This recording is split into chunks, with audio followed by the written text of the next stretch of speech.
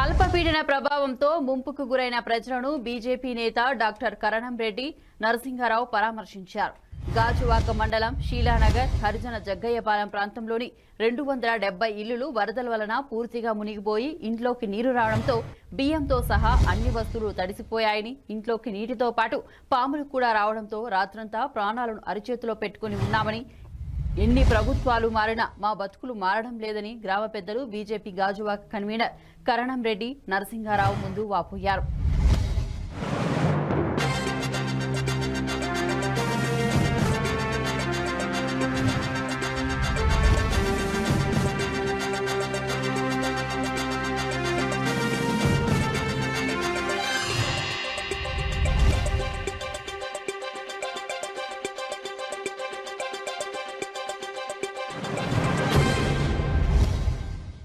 ఈ సందర్భంగా కేఎన్ఆర్ మాట్లాడుతూ గత 25 సంవత్సరాల నుండి ఈ ప్రాంతవాసులు ప్రతి వర్షాకాలంలో ఇదే విధంగా ఇబ్బంది పడుతున్నారని, గత ప్రభుత్వాలు ప్రస్తుత ప్రభుత్వం పట్టించుకోకపోవడంతో ప్రజలు తీవ్ర అసహనానికి గురవుతున్నారని అన్నారు.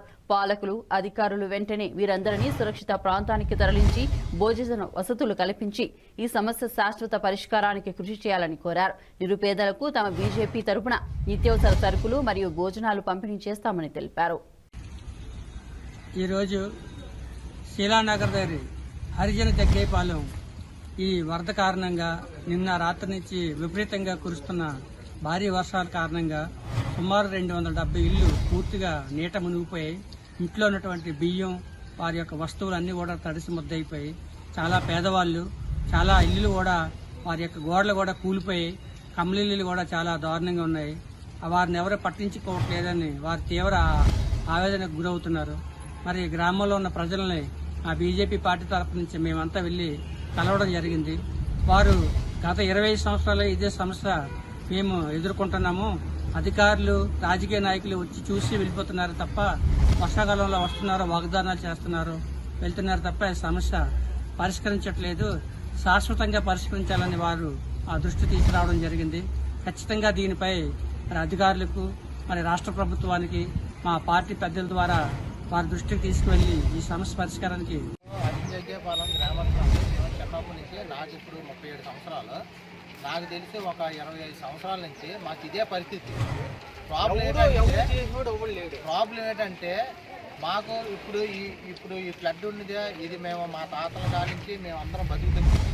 మాకు ఇక్కడ ప్రాబ్లం ఏంటంటే పక్కన నాతీపాలెంలో చెరువు ఉంది. ఆ చెరువు ప్రతిసారి ఇలాగా రోజున్నర 2 రోజులు గడ్డ తెగిపోయిన కంటే ఆ ఊరు బాగుంటుంది. దానివల్ల మా ప్రాబ్లం ఇలాంటి పరిస్థితి వస్తుంది. సో ఇంతకుముందు రాజకీయ నాయకులు వస్తారు, పోతున్నారు, అందరూ అయిపోతుంది. అలా చేస్తాం అంటున్నారు కానీ ఎవరూ పర్మనెంట్ సొల్యూషన్ చేసుకోలేదు. దయచేసి మాకు మాత్రం దీనికి పర్మనెంట్ సొల్యూషన్ చేయాలనేసి అందరినీ వేడుకుంటున్నాం. ఇదేనండి. ఎన్ని కుటుంబాలు ఉంటాయండి ఇక్కడ? 275. అంటే యాక్చువల్గా ఎఫెక్ట్ అయ్యిందంటే మా కమిటీ ఎస్సీ వాళ్ళు 275, మిగతా కనుక్కుంటే 700 పైన మిగతా. కాకపోతే 10 వాళ్ళు మేము ఇప్పుడే కాదు, మేము వచ్చేదైతే మా జగ్గయ్యపాలెం ఇలాగా 275 అన్న ఈ అపార్ట్మెంట్ అవన్నీ చూసుకుంటే 700 ప్లస్ 1000 ప్లస్ ఉంటుంది. కాకపోతే పక్కూరు ఉన్న గ్రామం చెరువు నీరు మాకు రావడం వల్ల ఈ ప్రాబ్లం వస్తుంది. అది మాకు ఇది పర్మనెంట్ సొల్యూషన్ కావాలండి. ఇక్కడ పెట్రోల్ బంక్ పక్కన గౌతరచన్ గారు అప్పుడు మాకు అది ఒక జట్టు ఉండేది, అక్కడ మాకు అప్పుడు బాగుంది. అది తర్వాత ఆ పెట్రోల్ బంక్ వల్ల కట్టడం వల్ల అది ఒకటి